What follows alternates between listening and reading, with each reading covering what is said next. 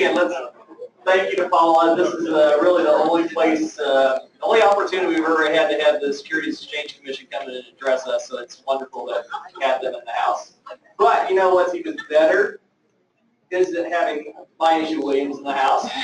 You know, OPM makes up a lot of rules, but Maisha makes them happen. So Maisha came from us yesterday from Manhattan, Kansas, out of Fort Riley. Not a lot of people realize that Fort Riley has the Army, what's it called, the Army Benefits Center. Benefits Center for all the Army, Armed Forces, not DOD, but Department of Army. Department of Army. So she has a wealth of knowledge on CSRS and FERS and making sure how it works for individuals. So without further ado, Maisha Williams. Thank you. And I guess we're just kind of on, just push the button. Yeah. You might back off. Testing. Yep. Right here. There you go. Okay. Can you hear me now? There we go. Okay. Sorry, I do talk loud. I talk. Okay. So I am from Army Benefits Center in Fort Riley, Kansas, which is about 2 hours away if you ever want to come visit me.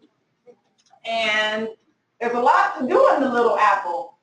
You can see the Little Apple drop on New Year's. The visitors are just like, for real? For real? And so, but other than that, I am from Fort Riley. I have been there basically my whole civilian career. My husband was in the Army for 20 years, and we never went anywhere. That was our only duty station. Well, he's been to Iraq 4 times, and he's been to Korea, and he's been to Cuba, and different places. But as a family, that was it. So the Army Benefits Center had me for now, this year, come September, it will be 15 years, and I started as a student hire, and I worked the copier all the way up until I worked my way up through admin, opening the mail, then research, and then a phone counselor, answering the phone calls, and then on up to doing retirement, and then deaths and disabilities for active employees. So we're going to touch a little bit about all those, and then, and now I am a supervisor. So now I pass out the work. So I love working at the Army Benefits Center. I love learning about benefits. They've been there for 18 years, so I was almost there a few years right after they opened, so I kind of know the foundation of the Army Benefits Center from the ground up. And the Department of Army, we do retirements and estimates and all the benefits for over 330,000 federal employees. So, and the Army Benefits Center is the largest benefit center. We handle the largest group of people. So, with that said, we're going to go ahead and get started so that you guys can ask questions if you need to. Okay? I am not from OPM, but we do partner with them. We have a partnership, so when they couldn't come, I stepped in for them. So I'm so grateful for that Larry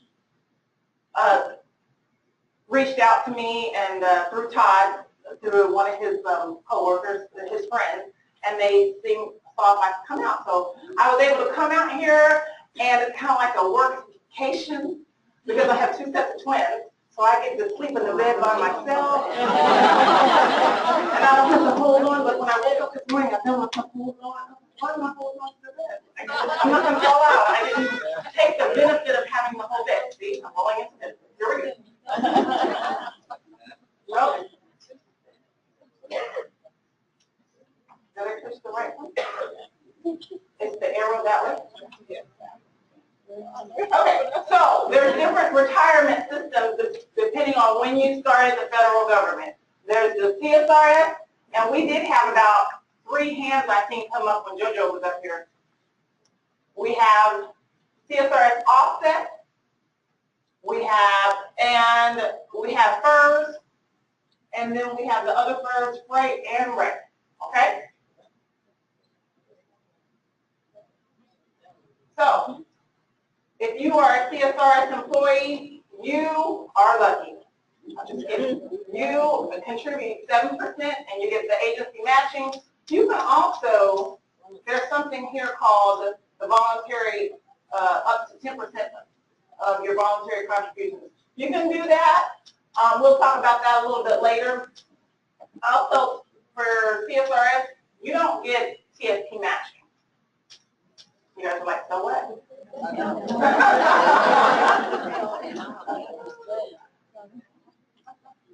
There is offset. So, you know why offset came to be? Okay. So offset was the time where it closes the gap between FERS coming on and us, the federal employees leaving CSRS. So if you were hired between January 1st of 84 and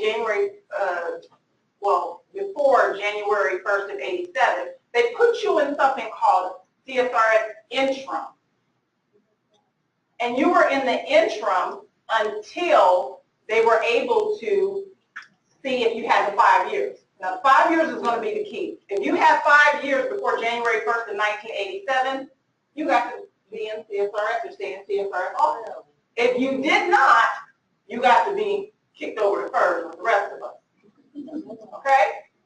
So that's kind of how they determined who was going to be in CSRS and who was going to be in FERS. Okay, so the offset is determined about the 5-year rule, and it was before January 1st of 87. If you had met the 5-year rule before January 1st of 1987, you were probably either in CSRS, offset or CSRS, depending on if you had a break in service. Okay, FERS employees. So, I think Joe mostly talked about our plan. So what we're going to do for us FERS employees, whoop, whoop. Okay, I was trying to get y'all hyped. Okay, for us FERS, one whoop, whoop. For us FERS employees, I call it the triangle system because the majority of our money is not coming from the top of the pyramid. The top of the pyramid is our FERS. That's the lowest amount of money we're going to get. It's just a little peak, the top. The middle section of our money is coming from what? Social Security. The big hunk of your FERS retirement should be coming from TSP because, you know, she spoke for 4 hours today because that's going to be the important part of it, okay? Please put as much as you can possibly put into your TSP. See, I don't even work for TSP and I'm giving them this plug. Yeah. They should send me a bonus or something. Okay, put as much as you possibly can because that is, the government has designed for us to be self-sufficient, us FERS employees. They want us to manage our own retirement. They don't want to manage it for us. So in order to do that, they said invest your own money. So we invested into TSP because that's going to be the bulk of our retirement. Okay? So the pyramid method, and whenever you think about retirement, FERS, we're only contributing 0.8%. And then the next strip, Social Security, that's if it's still there. And then the next hump is TSP. Okay? Okay. Okay, and then we have the new people that were hired January 1st, 2013. And I had a question before I even came up here about the FERS, the new FERS system. If you buy back your military time towards your civilian time, will that put you in the FERS, the regular FERS? No, you're right, it won't. You will have to stay in what, depending on when you were hired, okay? Then they have the first fray. Notice poor babies is even contributing more of their check. Okay, 4.4%. If you were hired after January 14th. Excuse me, January 1st of 2014. Okay? Now, I do spend a lot of time on this part when I go out and give briefings, because normally my briefings are only 8 hours, but you guys are getting the condensed version. Okay? So, if you are getting ready to retire, and I heard somebody over back by the cookie, well, I just told myself this time.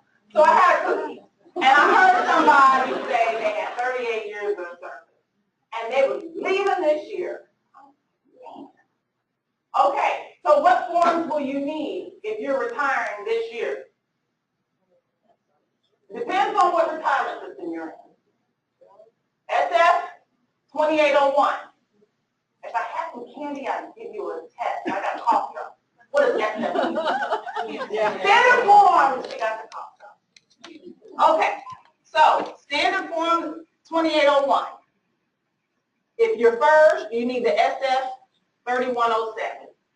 That is the retirement application. When I say application, I don't mean, oh, you have to, everybody has to fill it out. There's some people that don't realize they have to fill out a form. They're already sitting on the porch. They're waiting for their check to come in the mail. No. No. It don't work like that. Okay, so fill out the application.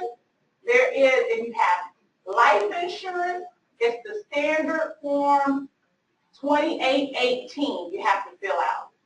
If you're married, you got to send in your marriage certificate. If you're leaving your spouse anything less than the full survivor annuity, which we'll talk about in a little bit here, you got to fill that form out. So that's at least 5. If you have military time, you got to send in your DD-214 and the Schedule A, B, and C.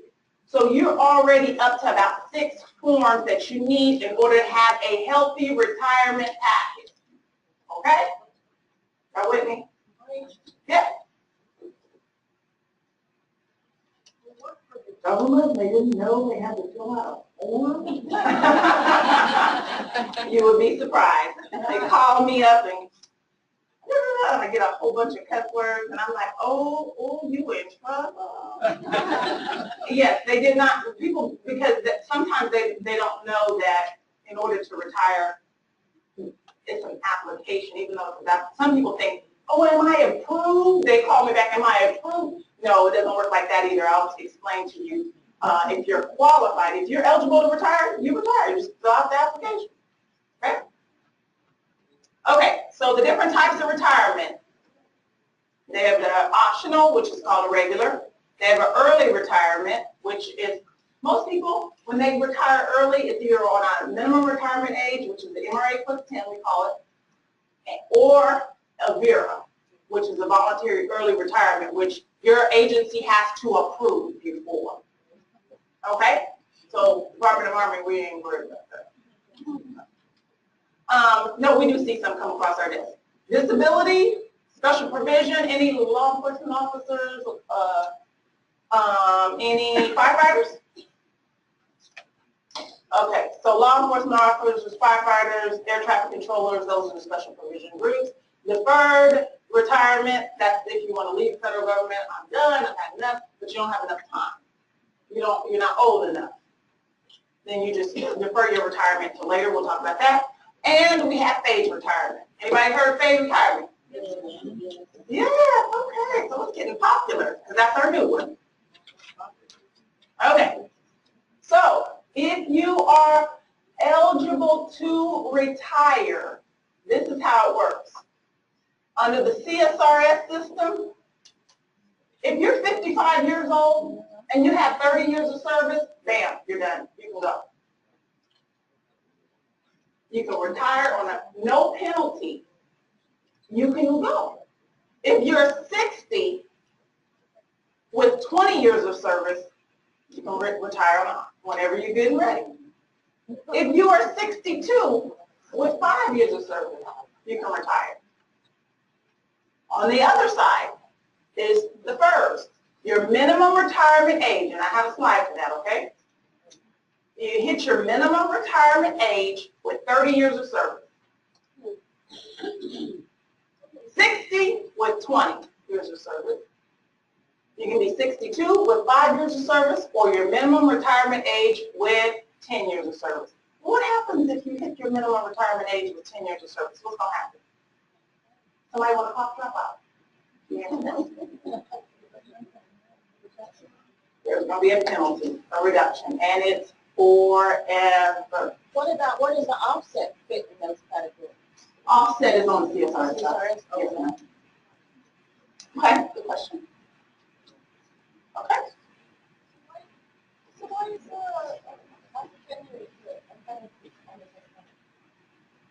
Because if I'm at my minimum retirement age and I don't have the years and months of service, she asked, what, why is there a penalty? After 10 years. If you're not reached, you have to meet both qualifications in order to retire under a regular retirement. So if I started the federal government when I was 47, and now I want to leave when I'm 57, I haven't met the, let me go back. I haven't met the requirements for 20 years. So what I'm trying to do is reach a regular optional retirement. So one of these top three, there's no penalty. But when you hit here, if I started when I was 47 and I left when I'm 57, I do have the 10 years, so I can retire and get me a check every month, but I'm going to have a penalty, an early age penalty. So, okay. And we go into that more. We're going to go into that more. Okay? So here it goes. The minimum retirement age. So if you want to find out when your minimum retirement age is, this is just kind of a graph, but there is a actual, let me see if they have it here. I think they have it. Okay, if they don't, I have it on my ABC website, and I'll pull it up when I get to, I have my own slides here, so I'll pull it up.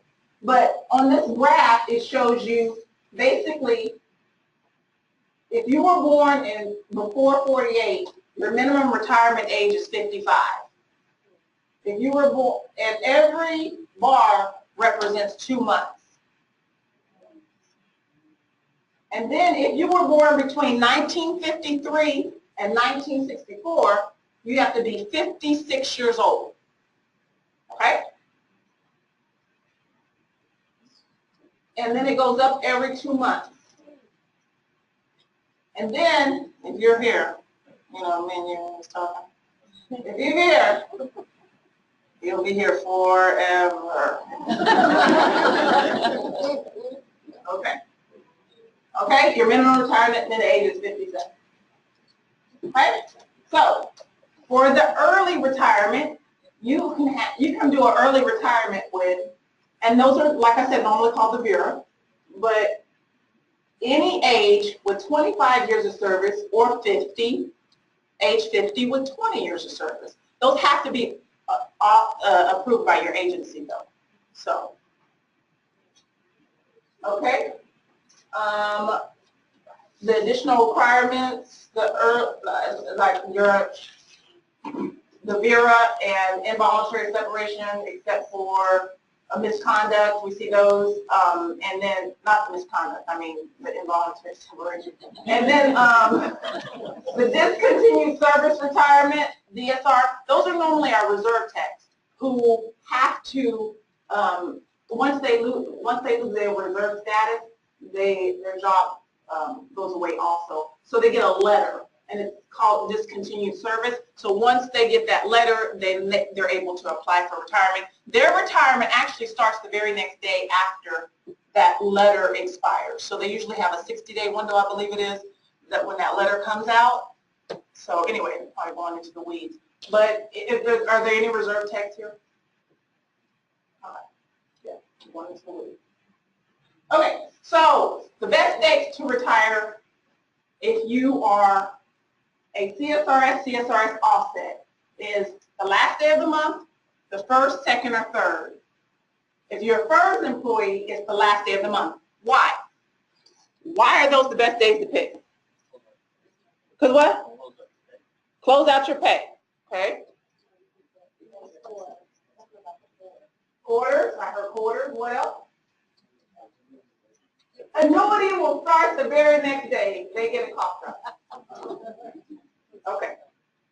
Your annuity, because retirement world does not work the same as your pay world. So, you know, we work on pay schedules because we get 26 pay periods in the department. Y'all get more here? Because I'm going to have to change 86. Okay, so y'all get 20. Okay, I just wanted to check because I was about to move to Missouri. Okay, so in the retirement world, it begins for a FERS employees the first of the month.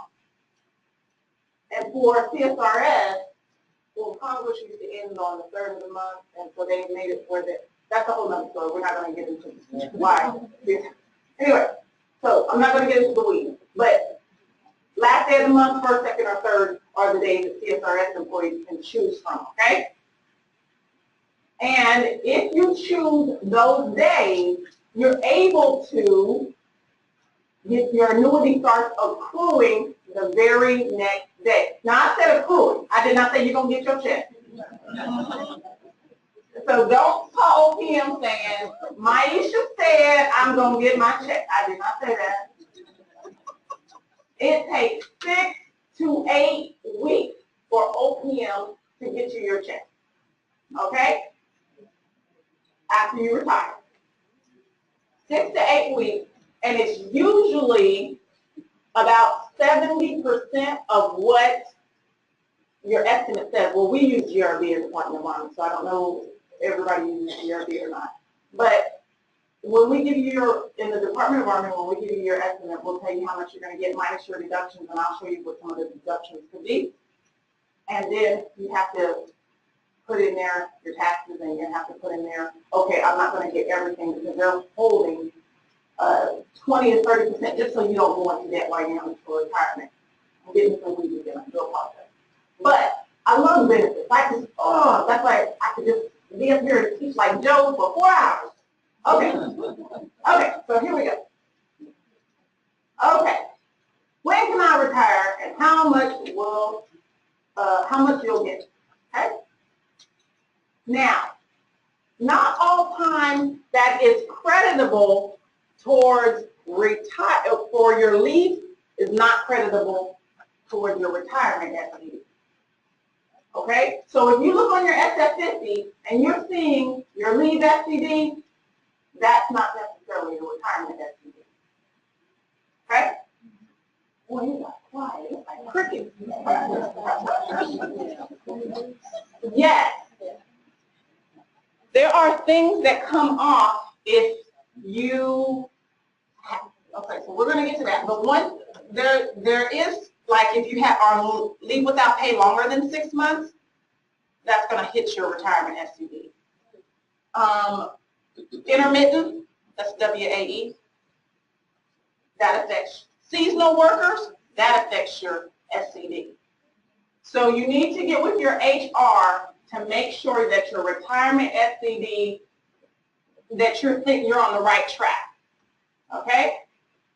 Because there's some other things that we're going to talk about here soon that also can pull away from, that you're getting credit for leave, but you're not getting credit in your retirement. Okay? For your retirement SCD. Okay. There's creditable military service. So you may have military time. Remember we were talking about that? Okay. We were talking about military time. And if it's honorable, active duty service, yes, it's in your leave SCD when they gave you your SF50. But for FERS employees especially, if you don't pay, you don't play. You got to pay to play for FERS. Okay? Now, if you want to make a military deposit, that means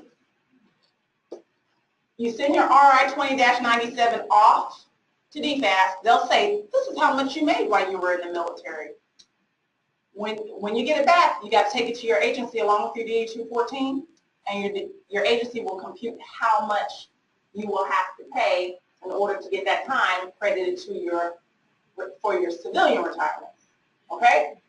And it says military deposit equals 7% of your base pay plus interest while you were in the military, and 3% for CSRS. I mean for FERS. So CSRS is 7, FERS is 3. Now, you get the first 3 years for free. It's 2 years plus 1. It's going to equal 3. Anyway, so they're for free, interest free, should I say. So if anybody that you're training to replace you and they come from the military, tell them, do you want to buy back your military time? Help them out, okay? Us FERS folks got to stick together. So help them out and let them know that to make a deposit. Sometimes it is beneficial for retirees to buy back their time because they'll still get their retirement check every month. It's just when they go to retire, that's when they stop getting their retirement check. They'll still get all their benefits, they'll still get their TRICARE, they'll still get their military ID, but then they combine their military and civilian time, and sometimes it's beneficial.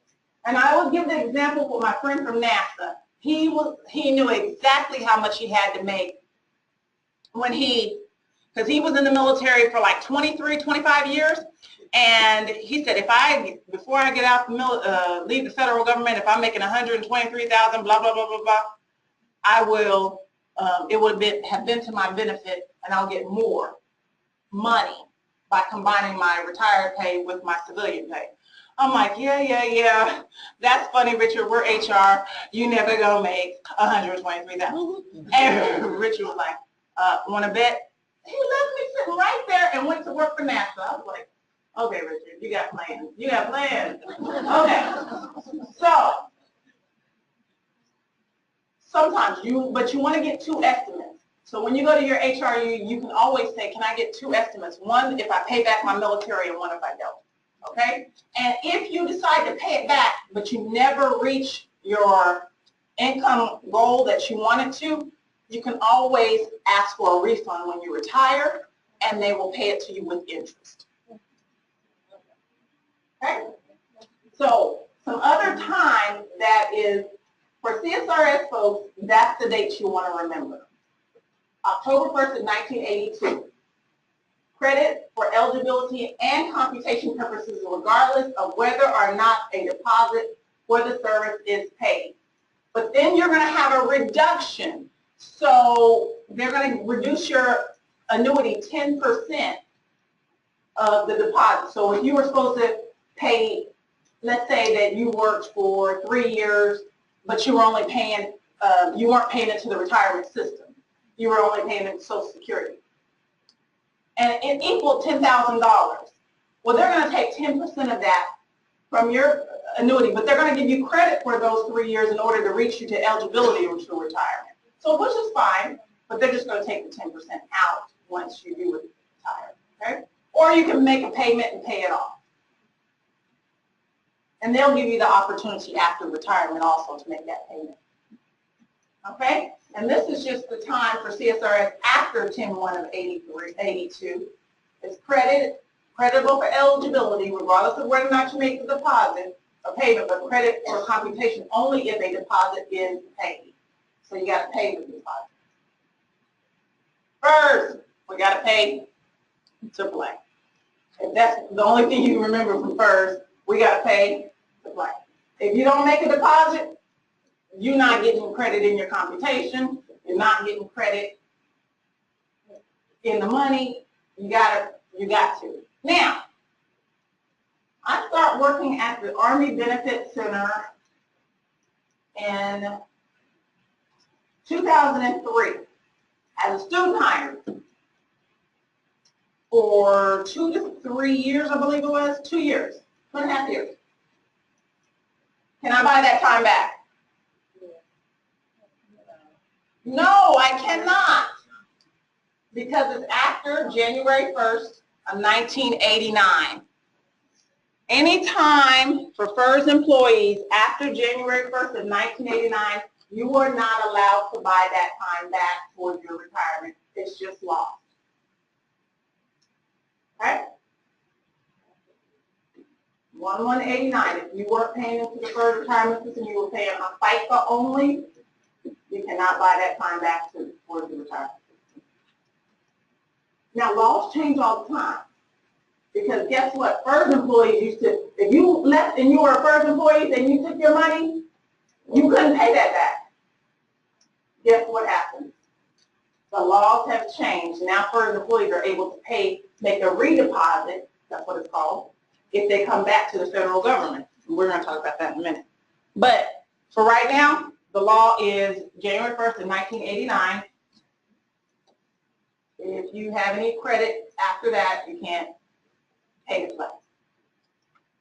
Hey, if you do want to make a deposit, 7% for CSRS, 1.3% plus interest on both for FERS. Okay? Redeposit, and that's what I was saying. So there are times, if you put your money into the bank, and then you take your money out of the bank, 10 years later, you cannot go back to that bank and say, I want my money. They already gave it to you. And that's exactly what redeposit is kind of like. When you left the federal government, you took your money with you. So now that you come back and work for the federal government, if you want to make a redeposit, you can. And so this is the area of CSRS that we're talking about now. I gotta watch my time. Okay, so, and the CSRS, it depends on what date. Depends on if you get credit for computation, but in general, if you get an estimate, it'll show you whether it's taken out from your time or it's taken out from your money. So if you want to make a redeposit, you can. See, a FERS employee, yes, the laws changed. Remember I said that? And so now, if you want to make a payment, you fill out the standard form 2803 or the 3108. Those are the applications to make your credit payment. That way, when it's time to retire, everything's paid for, you don't owe anything to anybody. Sometimes it's beneficial and sometimes it's not. So if you owe $30,000 and it's only going to increase your retirement $30, some people are like, it's not worth it. But if it's going to increase your retirement $300, $500, you'd be like, let me do the math, see how long it's going to take me to get recoup my money. Okay? Okay, so this is the big one. This is the questions I got yesterday, was on the sick leave. Sick leave is not paid out to you in cash. What is that that's paid out to you in cash? Annual leave. You guys are smart. Okay. Annual leave is paid out. Sick leave is added to your total service credit. So if you have sick leave, it converts into years, months, and days. And that's added to your total service credit. So if you had 30 years of service and then your sick leave, let's say that you had 2,087 hours of sick leave, that means you have just gained a whole nother year. So instead of getting paid for 30 years, you're getting paid for 31 years of service. Okay? And it's not creditable for establishing retirement eligibility, but it will increase your annuity. And a lot of times sick leave saves people because they may have 25 days. And what do days do on your retirement? They fall off. So if you have 30 years, 1 month, and 25 days, you're getting paid for 30 years and 1 month. So those 25 days go away. But your sick leave can help you. And so now you get paid for 30 years, 2 months. Right? So sick leave is, if you keep it, and as a FERS employees, guess what happens? In 2014, we're getting 100% for, so no more FERS flu for us. Because you always knew when it was time for somebody to retire, they'd be like, ooh.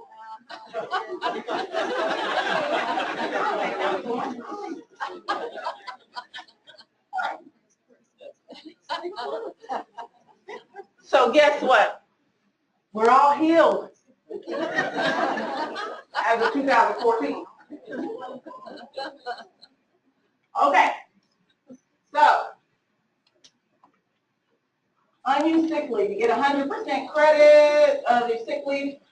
Oh, and this is talking about people with CSRS time, and then they elect to go to FERS. So, don't laugh, okay? If you have CSRS time in 1989, you could elect to go to FERS.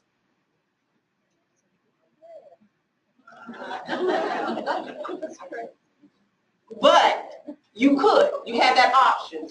And so there is a calculation that we're going to talk about throughout here that you could do. But it did benefit one lady. One lady's retirement I worked up, and she had CSRS for 20 years. And in 89, she switched and went to FERS. Why would you do that? This lady, she was on it. She was like, because I'm already getting this amount from CSRS, so by me switching to FERS, I'm getting agency matchings, and I'm going to max out on this and that. I was just like, okay. So she ended up winning, should I say, by doing that. But you could possibly do that. Okay. Okay, so your annuity is based on your high 3 average salary. Okay? I hear it. I hear it. Don't say it. Don't say it. It's not 5 yet. You know. But see, the thing is, I've been working retirement my whole federal career, and I've heard about the high 5 my whole federal career, and it's still the high 3. So we're like, I'm not speaking. And hopefully it stays high 3, not until 30, 24, 34. I know. Okay? So, high 3 is based off your highest pay. It is consecutive. So you can't say, oh, I made this here, and this here. Or you can't say, I was a GS11 back in 98. And then I left the federal government and I came back and now I'm a GS5 or 6, It doesn't work like that. Back 20 years ago, you're probably not making as much as you do today. So therefore, the last 3 years is usually your highest 3 years. Not always, but majority of the time, the retirements that I work is the last 3 years that is the highest. Okay? And it's 3 consecutive years. Okay? Base pay includes regular pay, locality, night differential, and then if you, for firefighters and law enforcement officers, theirs done on we have a whole different team that works on theirs, because we have to figure if theirs a little bit different. Okay? You do not include bonuses, overtime, retention, recruitment. Okay? Here's the formula. We got the engineers. They need the formula. They have it worked out before they call us. They tell me to the penny. I'm like, just a minute. Hold on. I just put your figures in the computer and it pops out something pretty. Please. Okay, so if you want to know the formula, here it is. And this for CSRS, it's a little bit different than FERS. This 1% is if you are under age 62. 1.1% if you're 62 with 20 years. So if you need to know what formula to use. Okay. Here's an example. Now, nobody has any fresh fruit, do they? No eggs? Okay. Kind of want them throwing at me. I'm about to show you something. I'm taking it to the dark side. Okay? Now listen. Listen, Linda. When I show you this, I want you to know I don't normally give CSRS and FERS at the same time. Normally we have a CSRS session and I have a FERS session. Okay? I like friends. Okay. So this example is both people are 30 years of service. So we're going to use the CSRS people first. Okay. So the formula that they use, the employee is making $98,000 for their high 3. See how much? So right here, this is about, it equals about 4,500 and something, so almost 4,600-ish. Okay? Here's another example.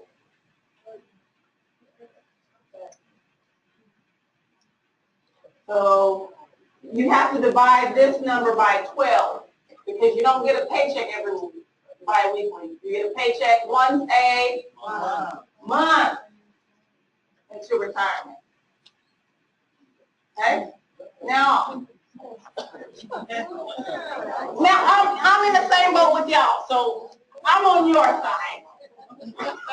I'm with you. Okay? This person is 62 because you know it is because they're getting the 1.1%. So, should I just keep clicking? Yeah. Okay. So, then you divide this by 12.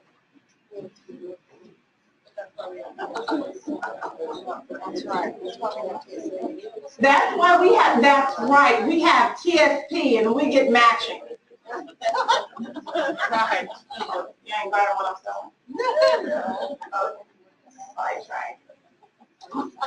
Okay. Okay. Okay. So this is a person who worked 20 years for CSRS and then they worked another 10 years under the FERS. So that's their computation.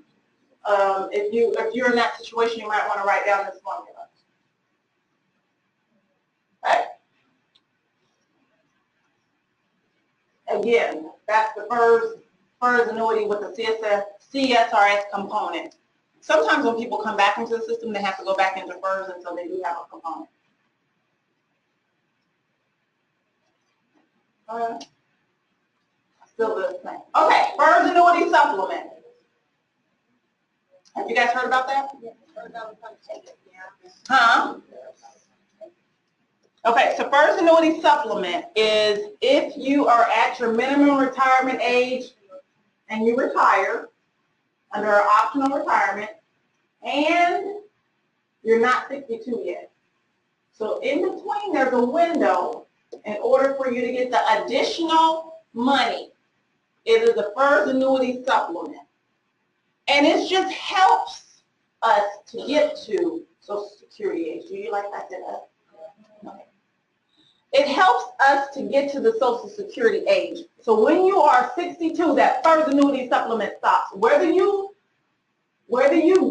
apply for your Social Security or not, it's going to stop at age 62. Okay? It is subject to the earnings test. And for 2017, it's $16,920. So if you decide you want to go get another job, that's fine. If you make over $16,920, you're going to take a hit. It's going to be $1 for every $2 you make over that.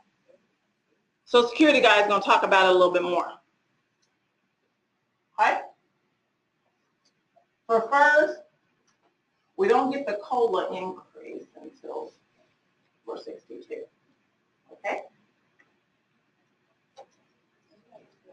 But you have up there, it does increase over time. What is that?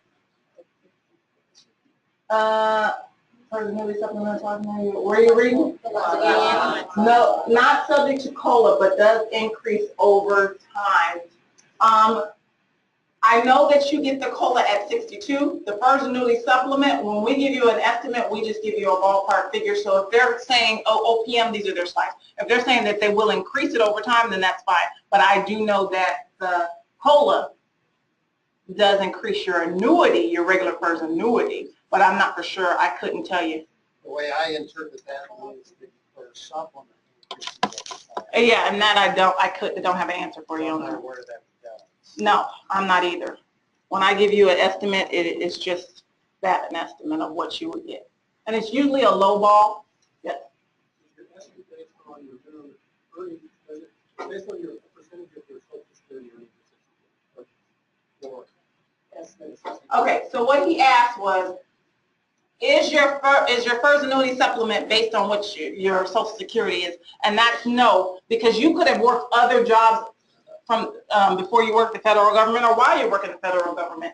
You could work other jobs. Your FERS annuity supplement is based off of your FERS time, the time you were under the FERS retirement when that you were with the federal government. Does it include, does it calculate as if you work between your MRA and 62, or is it you make no income between MRAs? Yeah, it's not calculated for the MRA through 62. Okay? Unless you don't retire until you're like 60, then whatever years you actually work, that's what they calculate it for on the federal side. See what I'm saying? If you work a different job after you retire at 56, then it's not going to calculate that in there because that's other than FERS. So your estimate, so if you're giving somebody an estimate of their annuity, it would be based on their actual earnings up to their retirement. Correct. That is correct. Okay?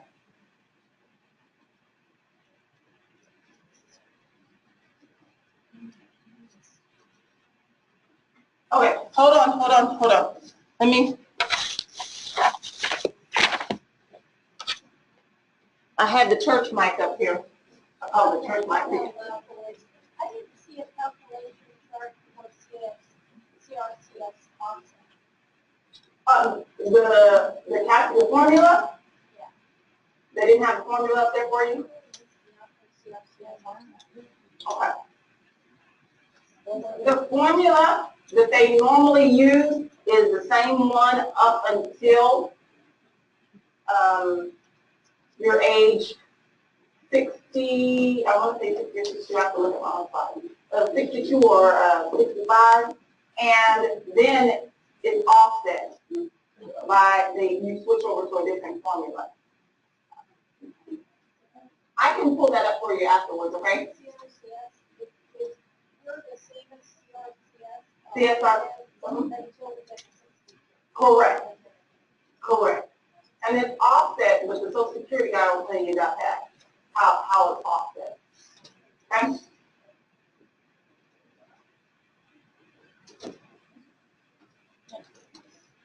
Okay, so there are reductions. And we talked about some of them.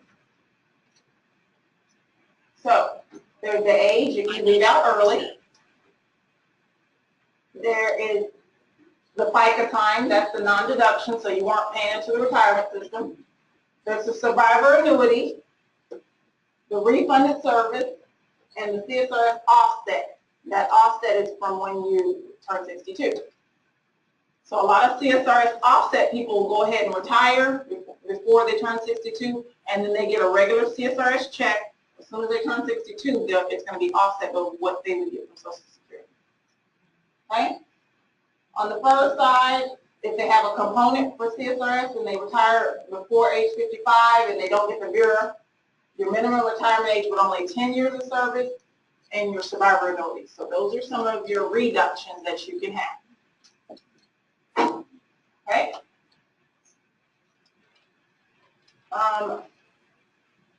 There is an age reduction, 2%, and it's forever.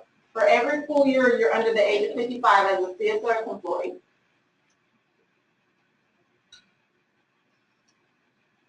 And it also applies to your CSRS portion if you're under the FERS. So that's the early age, if you decide to leave out early before you meet the qualifications for an optional. Okay? Okay. For FERS employees, if you actually MRA plus 10, I think I beat that enough. If you're actually MRA plus 10, the minimum retirement age with only 10 years of service, yes, you're going to have a penalty.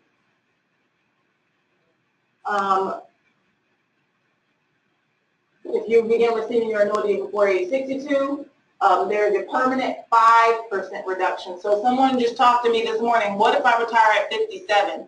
That is 58, 59, 60, 61, 62, 5, 10, 15, 20, 25, almost 25% penalty. Right, if you don't have your 30 in, or if you don't have your 20 and 60. Yeah.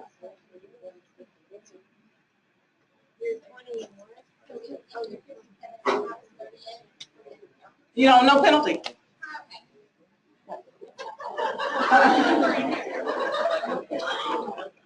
Okay, so, okay. Your question was if you have your 30 years and meet your minimum retirement age, there's no penalty. That's what you asked? Yep. There's no penalty if you have the 30 years in and you met your minimum retirement age. 20? If you don't have to, you just take the penalty.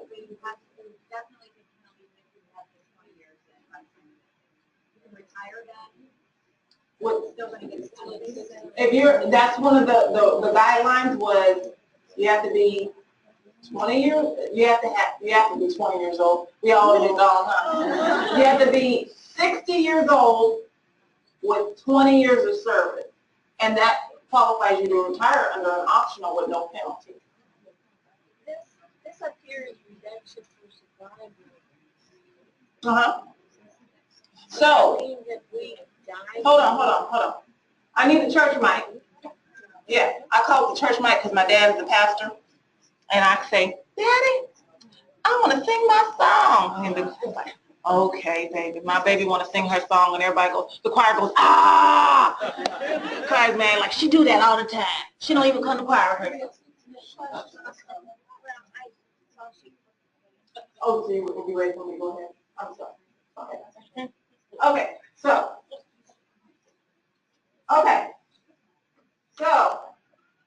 for the survivor annuity, you can leave your spouse for CSRS up to 55% of your annuity, or as little as $1.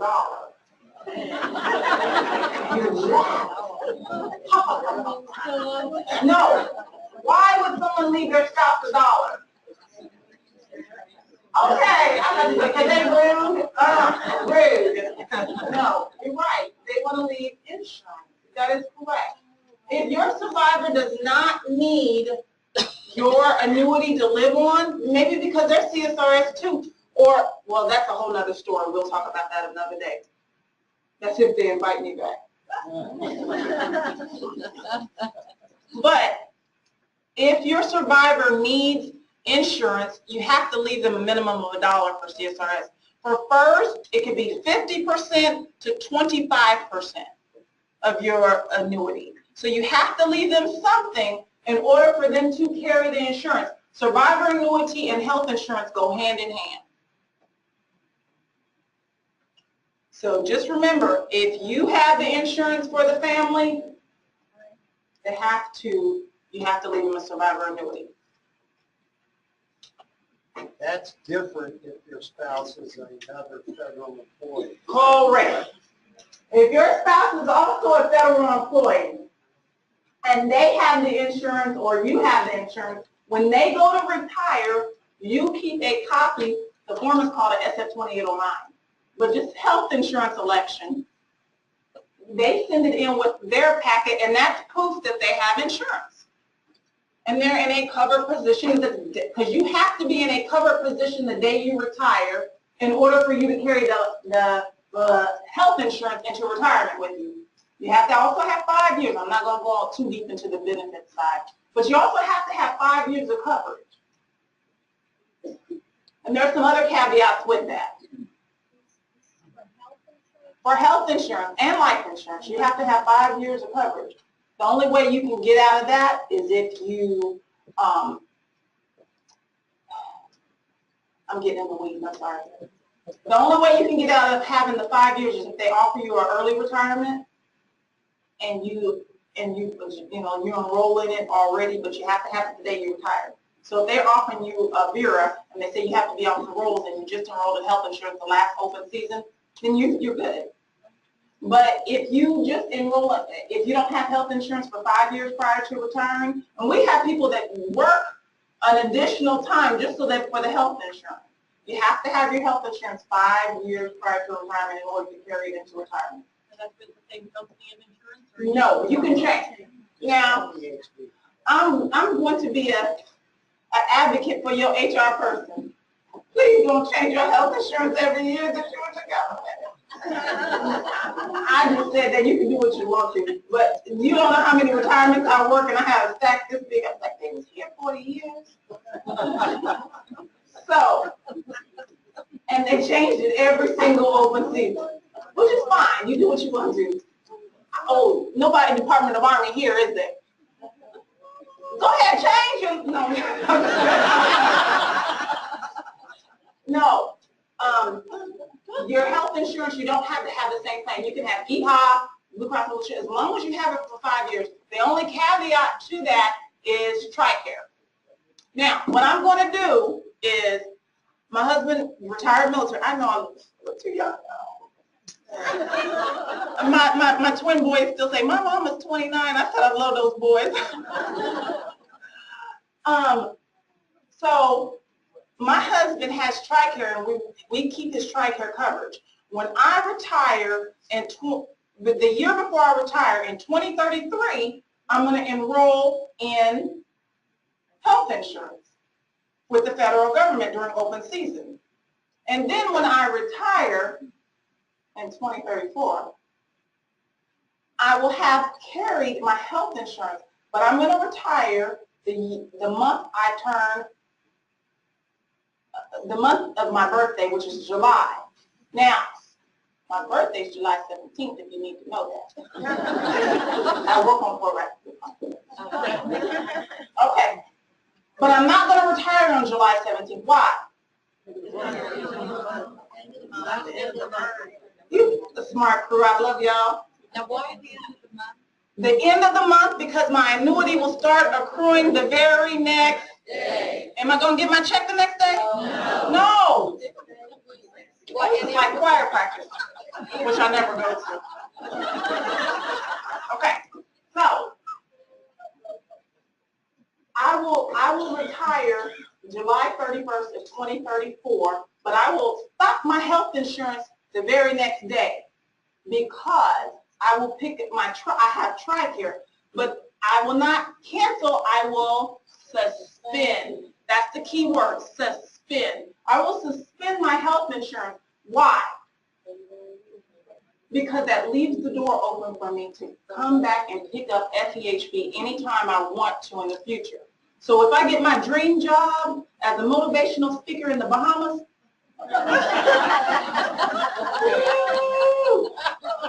if I get my dream job and they don't have TRICARE coverage down in the Bahamas, guess what I'm going to do? I'm going to enroll in my FEHB. And then I will have FEHB, and I will be, I will have that because I left that door open. Okay? I'm sorry, I'm getting into the weeds. How do you suspend it? There's a form. It's a RI. There's a form. So Yeah, there's a form. Okay, because I'll fall into that because I'll be collecting my reserve retirement, and so I didn't want to have to, pay into one if I'm going to have like free TRICARE, so I was like, I'm glad to know that. So. Okay. Yeah. Okay. So, I don't know if Social Security guy is here yet. I'm probably on his time, am I? Okay. I got 25 minutes? Okay. You talk about now.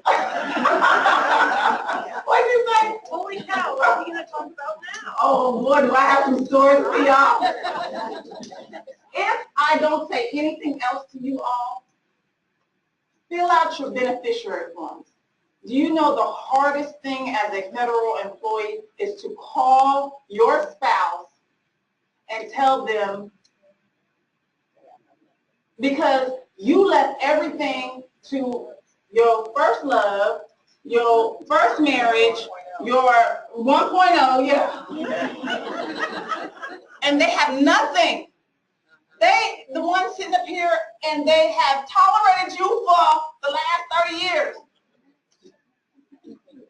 Or it could be the situation where one person left it to their mom because they started when they were 18. And this woman had been married to them for 30 years, he forgot to change everything over, so his mama got everything. Well, that's okay for my boys. I'm good with that.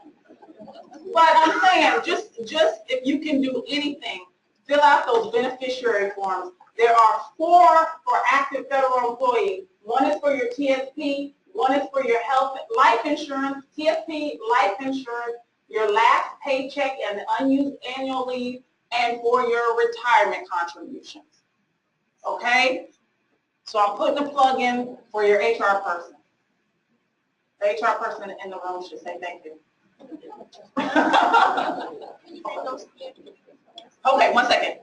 So have you ever had a situation in real life where the ex-wife got that and not the current? All the time. Wow. All the time. Oh, that's, and legally that's what you have to do. I have to. Because a beneficiary form has precedent over everything except for anything from the courts. A beneficiary form is first on the order of precedence list. Trumps a will. Trumps a will. And you don't know how many times that I've been cussed out. So please tell yourself, don't cuss out my HR person, they just doing their job. Do you happen to know all those SF numbers? Yeah. One is, I was going to ask Ms. Kathy, if she can, she'll pull up those slides, but I know the most important is usually the life insurance. And I have a list of all those on my slides. Can we do that at the end? Okay, she said we can pull up the slides at the end. On our agency website, I have all the slides listed, okay? Not a problem. Okay, so we'll go back with the presentation so that we can get through the slides, because I got about a few more to go through. Okay? Oh, there was a hand back there. I'm sorry. Yes, ma'am.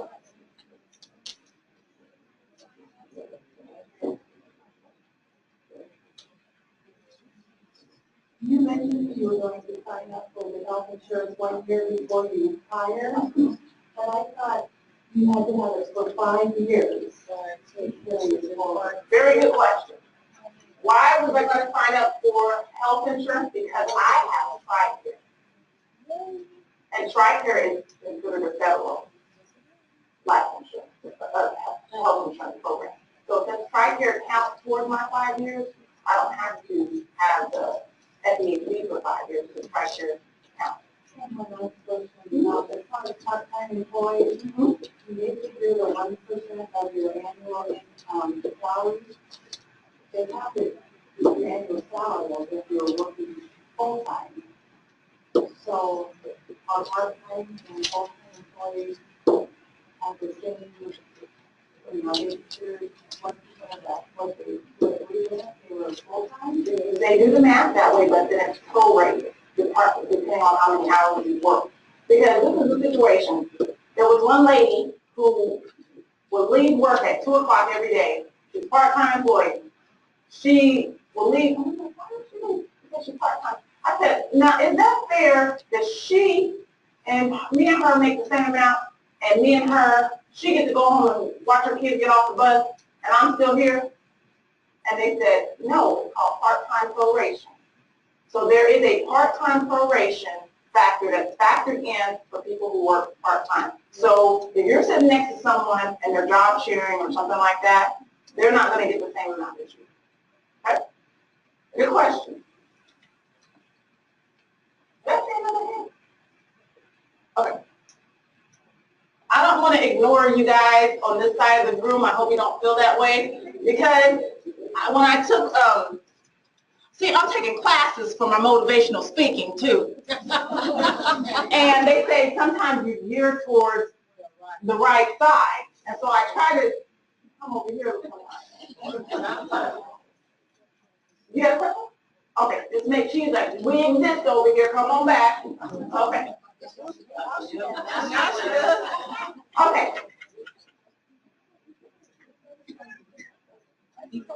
Is there a best? Okay. So is there a best time of the year to retire? You can retire anytime you want to, but a lot of times what I see working, actually doing the work, a lot of people like to retire September, the end of the fiscal year, December 31st, but the biggest time is December 31st. That is, I should not tell you that, that's the reason I have to work overtime. But December 31st is the time where we have the bulk of retirement then. Why? Got cost up. Your annual leave.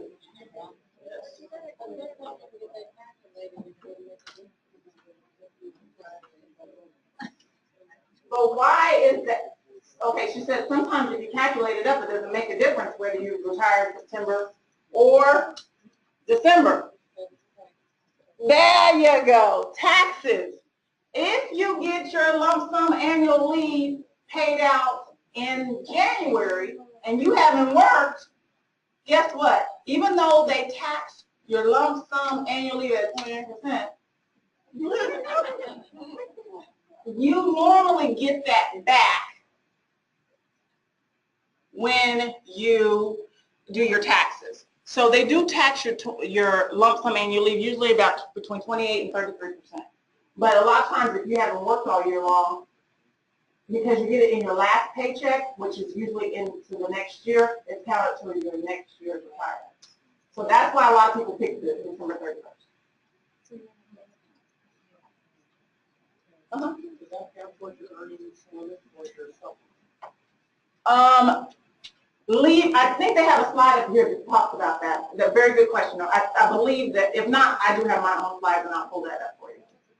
Does that count towards your FERS supplement? You remember you have the supplement test, the 16,000, like 920, something like that? So for the FERS supplement, it should, because pension, bonuses, things like that do not count. I'm giving you guys the answer before I tell you. He's talking about Your leave payout. That's a great question. My guess is yes. Well, let me pull up my slide. Let me pull up my slide. Yes. So on the annual leave, if you retire on December 31st, you have to, because you know how it appears in January, do you not have to zero it out to 240? You know how you can only carry 240? So you can get paid, you can accumulate as much leave and get that paid. Correct. So she's talking about leave. She said, you know how sometimes where you have 240 and then you gain another 240 during the year? So in December when you retire, you have all this leave, you get paid out all that leave. Okay? But the only thing is, if you change your retirement date, you don't lost all your leave. So some people have to change their retirement date. But if you don't retire before the beginning of the end of the pay period of the first pay period in January, do you know about use or lose and how people lose? Right. Yeah, that's what we. Yeah. Yeah. Okay. Insurable interest. This is very, very expensive. I may have seen it come across my desk twice because it is super high. It's almost cheaper to leave someone put something in a savings or an investment fund rather than insurable interest. It's really, really high. Okay. Here's some more about the new law as of June 22nd, 2015, the Supreme Court ruling with marriage for all.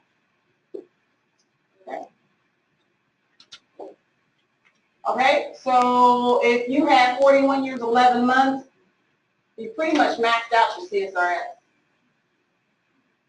Okay, for firefighters and law enforcement officers, it's 35 years.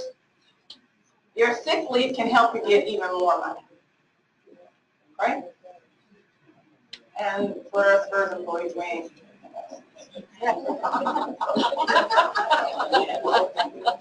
You keep working. Keep working. Right? Okay, so if you want to be a reemployed annuitant, okay, nobody laughed this session. If you want to come back to work for the federal government, please let your HR know, because it could mess up your payout for your leave really, really bad. Okay? So if you decide to come back, most of the time your annuity will be, your salary is offset by your annuity, but you have to see how you're hired back.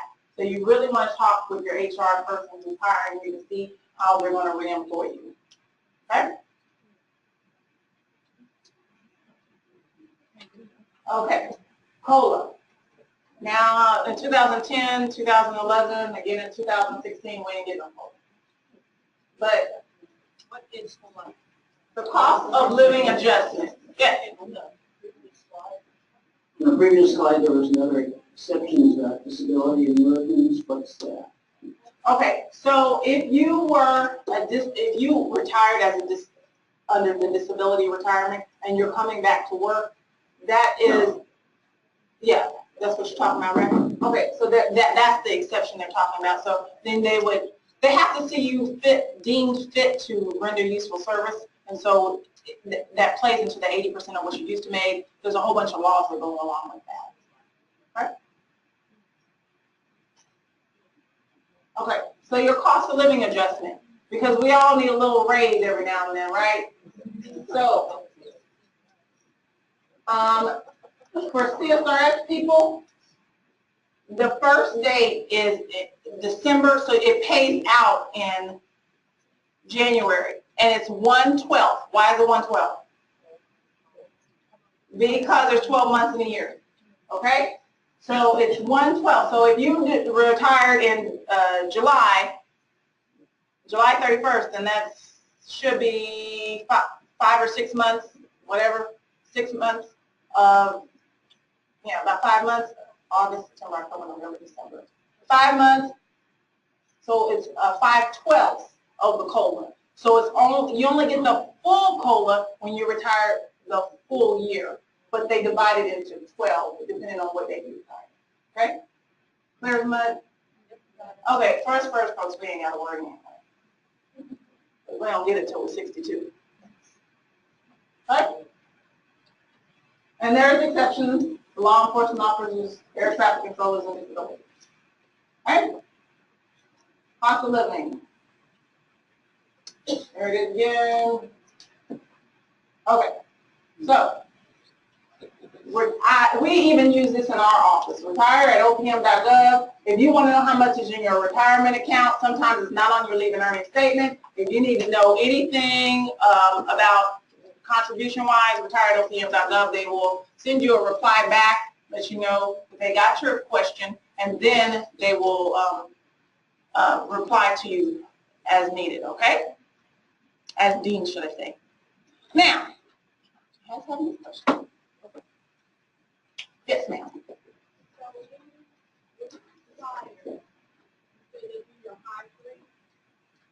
Do your high three? You don't get 100% of the money that you put in. Is it 80% or what percentage do you have to get? Okay, so can you bring up my slide? Okay, so it's based off your years and months of service. So they do the calculation. Let me see real quick. Let me see if I can go back. Okay. Before you pull me. Did you see the formula? The engineers will pay attention now. So here's the formula they do. So they do 1 point times your high 3 times the 5 years. 1.7 times your high 3. And the example is just a person who made $98 times 5 years. And then 2% of your high for the rest of the year. So if you didn't work 30 years, you just put however many years you did work there. Okay. And this is the formula they use to compute how you have to work. So, oh, you want to see the first? No, CSRS. Okay. It's on the Okay. You were looking. Okay, I'm not in control anymore. Oh, you're not? Okay. I think I heard somebody say like 37. I'm not sure. There we go. Okay, I got it. Thank you. Okay. So this person, because they were 62, they got the 1.1. So to make it the same in comparison would be, this is 24 years, last one was 30 years. We're kind of comparing apples and oranges. But you can do the math. That, yeah. Right, the 33 and the, or yes, the, yeah, yes. the 55 and the 25 is not as big in this show. Correct. That is correct. This person had 24 years. So you have to be 62 to get the 1.1? Yeah. Correct, with 20 years of service. That is correct. What about the MRA and 30 years? You get 1% times your high 3 times the years and months of service. Yes. So the 24 could be any year amount. Right. You stick it. 62 times however many years. Correct. The 62 times however many years you worked. This is just the example. You can talk about your own website. What are you referring to? The Army Benefit Center. When I normally go out and give briefings, I use the Army Benefit Center website, but my briefings are normally all day event. But then I talk really fast. Yesterday, you guys should have seen me. I was loaded up on coffee and I was talking real fast. So you guys got to relax, my sugar. But I mean, I'm pretty hyper because you can imagine my husband is really, really fast. Okay, our website, you Is ready? it on the site? Uh-huh. Okay. Okay, so it's Army Benefit Center. If you Google Army Benefit Center, it's going to pop up Army Benefit Center website, and you go under retirement, and our slides are under there. So, okay.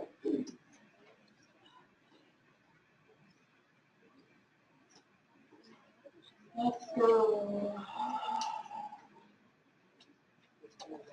I'm sorry for making you guys busy.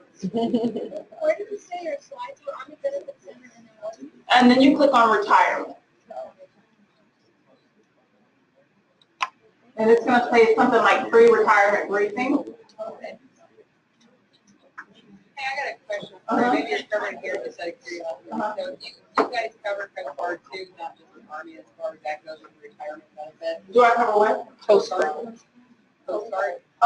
Department of Coast Guard? Yeah, Or- like when you're talking retirement benefits overall in the military aspect, people have questions. Oh, yes.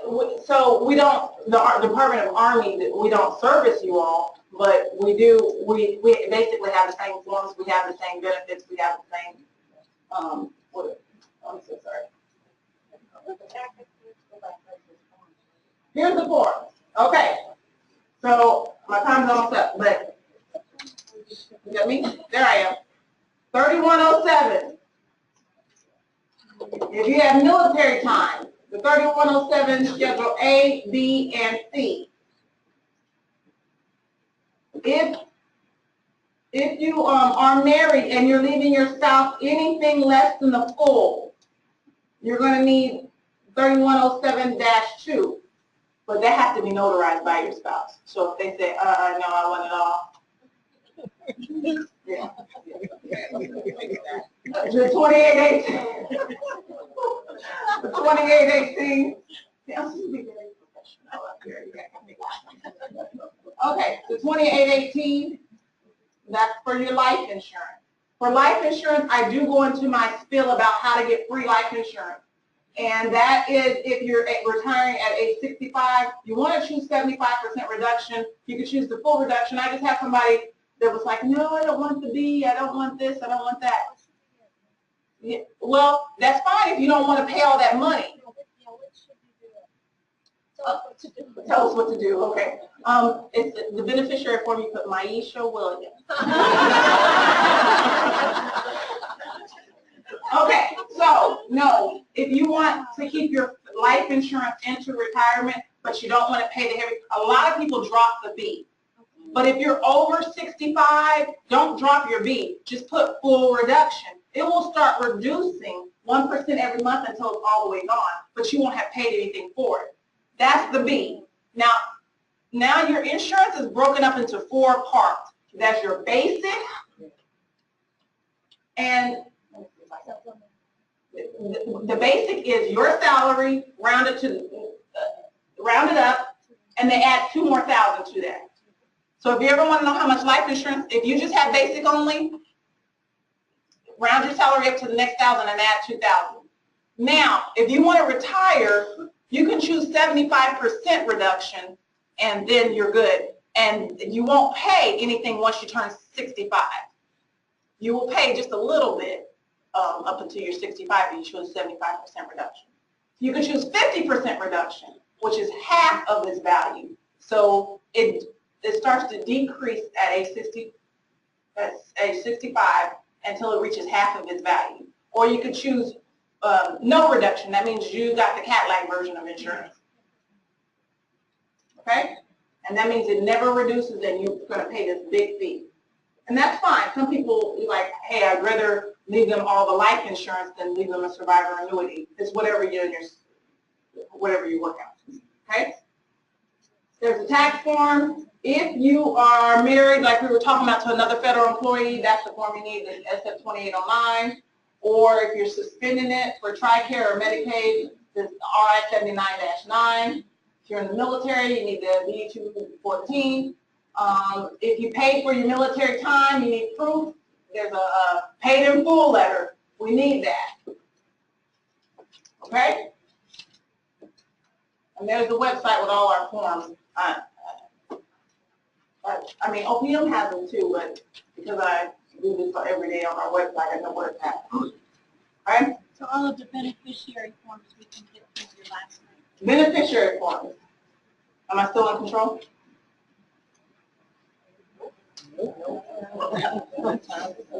My time is up. But you want me to hit the arrow? Are you trying to go back? You wouldn't even go back. I need to go forward to the, oh, no, that's not mine. Can you go forward? Yeah, let's see here. Yeah, we're still in OPM. We'll close that one out. Okay. We're going to close the OPM ones out so that mine will. You didn't need the OPM ones anymore, did you? No, no, no. Okay. We have time for one more question after that.